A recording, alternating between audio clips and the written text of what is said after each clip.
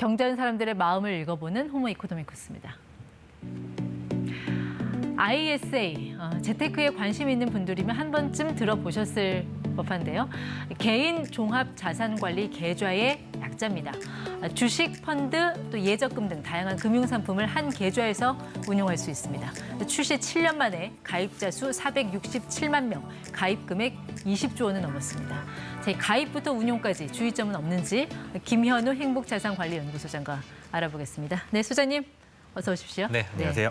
ISA 뭐 많이 얘기는 나오는데 이거 나 처음 들어봤는데 이거 뭐야 하는 분들의 눈높이에 맞게 좀 설명을 해주시면요. 네, 쉽게 얘기해서 뭐 맞는 계좌라고 부르기도 하는데요. 그 주머니 계좌다 이렇게 생각을 하시면 됩니다. 그런데 이 주머니 안에는 내가 원하는 금융 상품을 거의 자유롭게 담을 수 있고 그렇게 담아서 이자나 배당 소득이 발생하면 나중에 세제 혜택을 주는 그런 계좌다라고 이해해 두시면 될 것 같습니다. 그러니까 금융 상품 하나하나당 다 통장 일일이 만들지 않고 이 계좌 하나 안에 담아놓으면 비과세 혜택 받는 바구니 같은 거. 네. 알겠습니다. 누구나 가입할 수 있나요?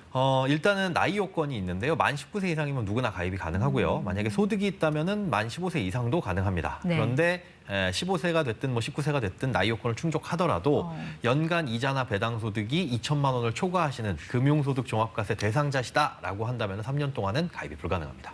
3년 동안은 불가능하다. 네. 일단 한번 금융소득 종합과세 대상자가 되면 그 해로부터 이후 3년 동안은 가입이 불가능합니다. 알겠습니다. 이거 상품 가입하려면 어디 가야 돼요? 은행가요? 뭐 증권사가요? 은행에도 있고 증권사도 있는데 은행과 증권사에서 판매를 하고 있는 취급을 하고 있는 ISA가 성격이 조금 다릅니다. 일단 ISA는 총 크게 세 가지로 나눌 수가 있는데요. 첫 번째로는 중개형 ISA라는 게 있습니다. 여기는 주식과 채권을 마음대로 고를 수가 있고 그 외에 이제 펀드나 ELS 같은 뭐 또 예금 같은 상품들도 넣을 수 있습니다. 내가 고르라서 내가 운영하는 거예요? 그렇습니다. 그냥 뭐 특별한 조언 안 받고 가입자가 직접 고르는 거고요.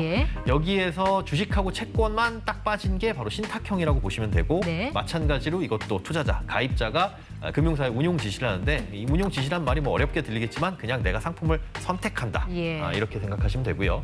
1인명은 나는 이제 금융 지식이나 이런 것들은 잘 없고 그런데 ISA는 가입하고 싶다. 이럴 때 뭐 3가지 내지는 5가지 모델을 미리 금융사가 만들어 놓습니다. 그래서 예를 들자면 뭐 안정형 혹은 그 반대쪽에는 공격형 이런 식으로 5가지로 나눠서 그 고객의 투자 성향에 맞게 하나의 모델 포트폴리오를 고르면 그대로 이제 금융사가 정해놓은 상품대로 굴러가는 그런 형식이라고 보시면 됩니다. 그럼 우리가 ISA 계좌를 열어야 하는 이유가 뭐가 있을까요? 비과세 혜택이 주어진다라고 보시면 돼요. 이자나 배당 소득이 발생하면 뭐 15.4%의 세금을 떼잖아요. 그런데 이 안에다 넣어두게 되면은 일정 금액에 대해서는 비과세 혜택을 주고 그 세제 혜택 때문에 가입을 한다. 이게 가장 큰 이유라고 볼 수 있습니다. 우리가 넣어놓은 원금, 그거 말고 그 원금을 통해서 굴린 수익에 대한 세금, 그거를 이제 비과세를 해준다는 거죠?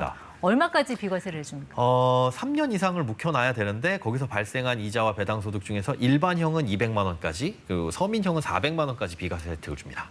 3년을 묵힌다는 거는 의무 납입 기한이 3년이라는 얘기인가요? 맞습니다. 뭐 만들어 놓고 납입은 안 해도 되는데 그 만든 시점으로부터 3년은 유지를 해야 그 비과세 혜택을 줍니다. 일반형은 200만 원, 서민형은 400만 원까지만 비과세. 그 한도 넘어가면 이제 혜택 없어요? 아닙니다. 그 혜택도 이제 분리과세라는 혜택이 있는데 앞서 말씀드린 것처럼 일반 예적금 이자, 뭐 펀드의 배당 이런 것들은 15.4%를 과세하지만 여기에서 ISA 계좌에서 200만 원 넘어가는 이자나 배당 수익에 대해서는 9.9%로 세율이 좀 낮게 적용이 됩니다. 근데 이제 통장 안에서 상품을 굴리다 보면 어떤 거는 수익이 나고 어떤 거는 손실이 날 수 있잖아요. 일단 수익 나는 건 다 거기에 다 모든 그 수익 난 거에는 다 세금을 매기는 거예요? 그렇지는 않습니다. 이것도 이제 ISA의 장점 중에 하나인데 뭐 손익통산이라고 합니다. 그러니까 금융상품이 3가지가 있는데 하나는 500만 원 손실이 났고 또 하나는 뭐 600만 원 수익이 났고 하나는 뭐 100만 원 정도 수익이 났다라고 한다면은 총 700만 원 수익에 뭐 마이너스 500만 원이잖아요. 이걸 다 합쳐가지고 만기가 됐을 때 해약하는 시점에 실질적인 순수익이 얼마냐. 이걸 따져서 앞서 말씀드린 예에서는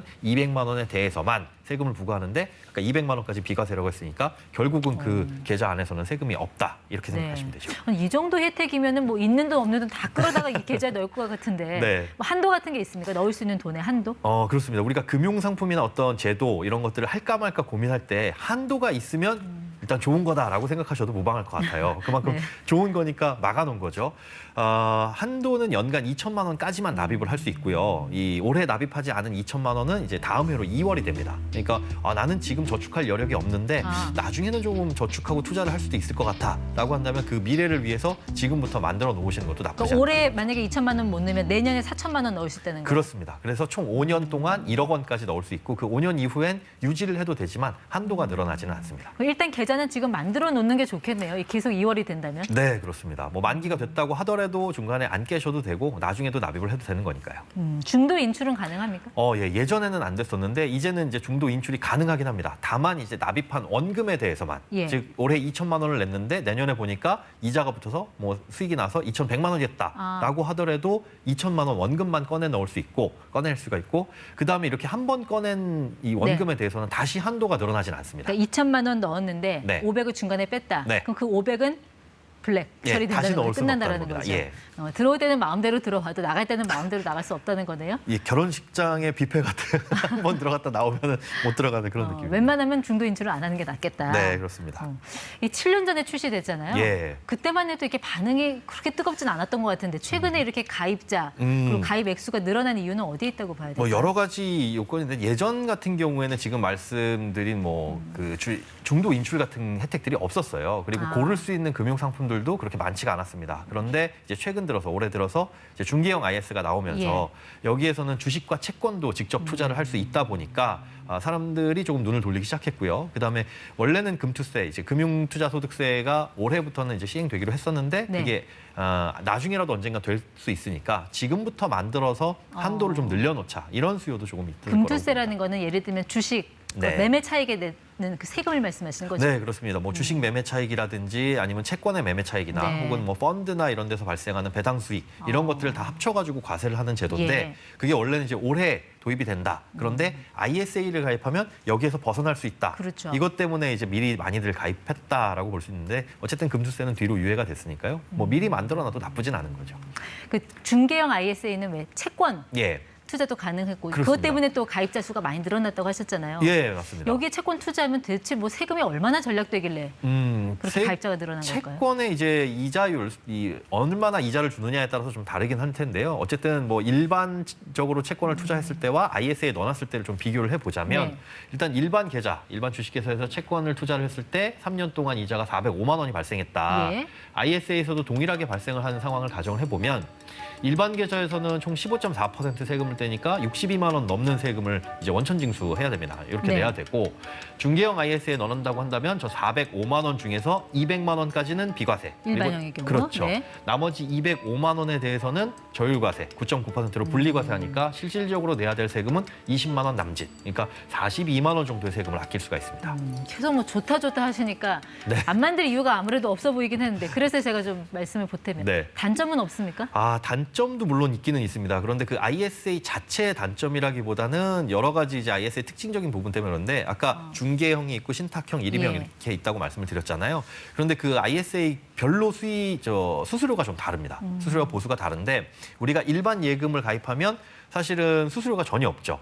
대신에 이제 세금을 떼는 거고 그런데 ISA에 넣어놓으면은 수수료가 있는 대신에 세금을 떼는 경우들이 있습니다. 그래서 내가 어떤 금융 상품을 선택할 거냐에 따라서 ISA에 넣는 것과 넣지 않는 것이 유불리가 갈릴 수 있으니까 이런 부분들은 조금 주의를 하시는 것도 좋습니다. 금융사들의 그 수수료를 일일이 다 어디서 확인하죠?